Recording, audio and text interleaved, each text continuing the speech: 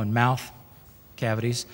And then they check the tongue, the bottom of the tongue, to see if that little, there's a web at the base of the tongue. And some people have a very pronounced web. It looks like a duck's feet.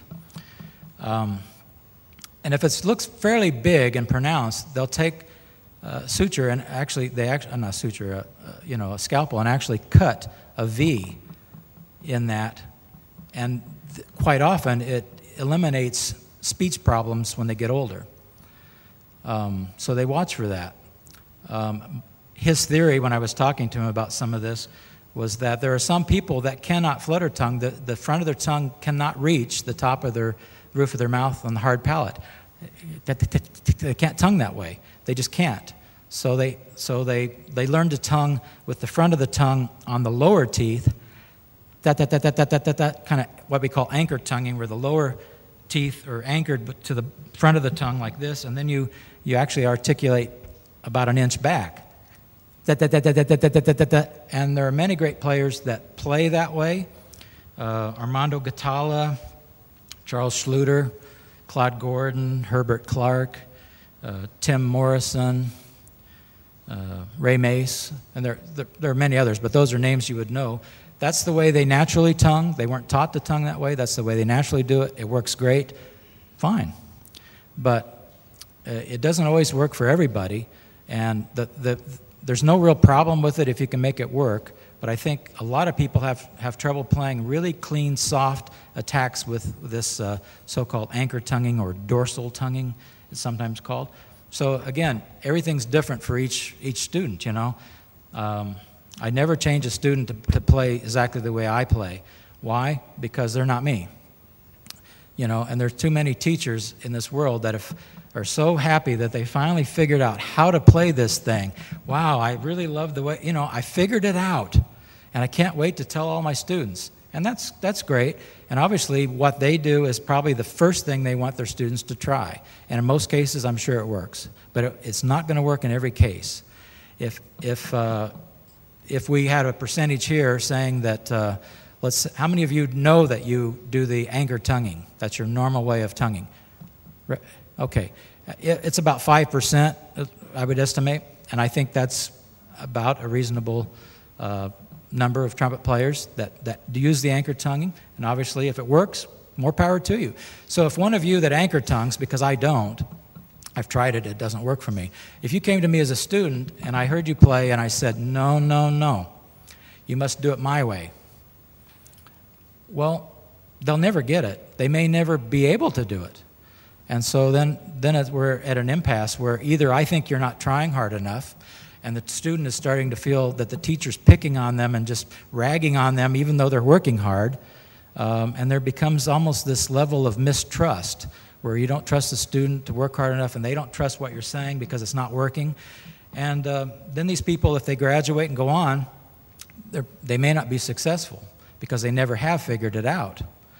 You know, the teacher didn't guide them to, well, that doesn't work, let's try something else.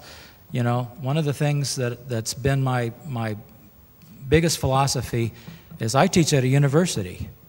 And the word university means universal, city of the universe, of universal knowledge. And the idea behind it is to learn every possible method and then filter through it, find out what is truth for you.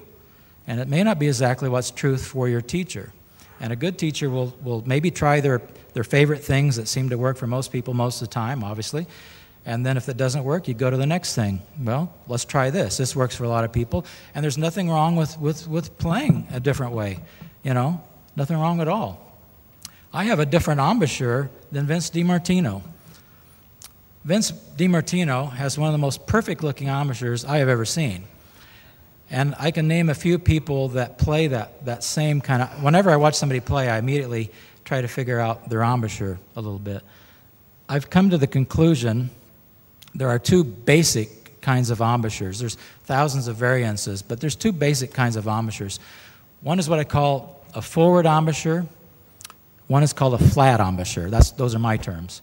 The forward embouchure is where the center of the lips is actually pursed slightly forward, And the corners are very firm and actually purse in slightly towards your eye teeth, so that your pucker, if you want to call it that, is more this way than this way or any other way. It's just a slight puckering like this.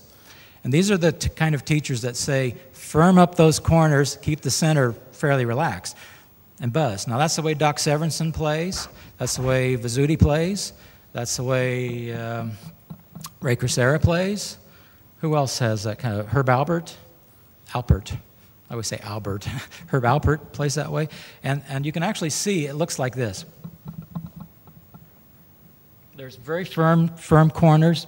The mouthpiece is slightly forward, and quite often, not always, quite often there's a slight downward angle of the bell like this. And I think that is the ideal embouchure, but not many people can attain it. In fact, I'm going to say much fewer than 5% can play that way. Most people are of what we call Phil Farkas school, and this is the way the big majority of players play. Bud Herseth, Phil Smith, just about everybody you can think of, Maynard Ferguson, what we call a flat embouchure, or what I call a flat embouchure. That is, basically, you don't try to firm the corners.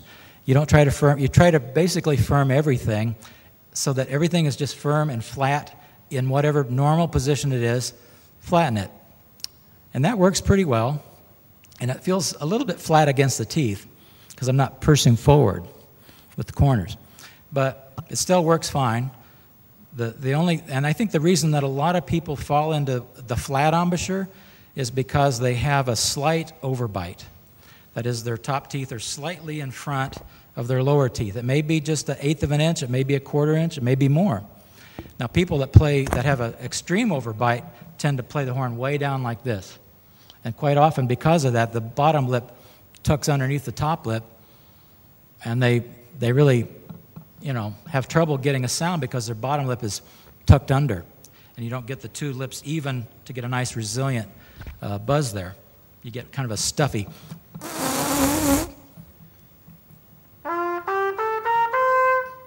So there's extra resistance there because I've tucked one lip under the other. It may work for some. I'm not saying it's a bad idea because there are some people that play that way and they do it well. So it does work, but not for most people.